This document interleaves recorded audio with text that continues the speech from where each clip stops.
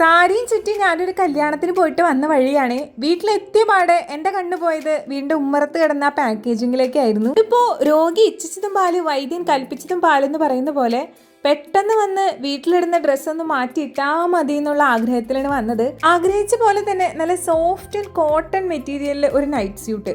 എന്നാ ഭംഗിയാണെന്നറിയ ഇത് കാണാനുള്ള ഭംഗി മാത്രമല്ല കേട്ടോ, ചൂടുകാലത്ത് പറ്റിയതാണ്. കാരണം ഇതിൻ്റെ ഫാബ്രിക് നല്ല ബ്രീതബിൾ ഫാബ്രിക് ആണ് കേട്ടോ.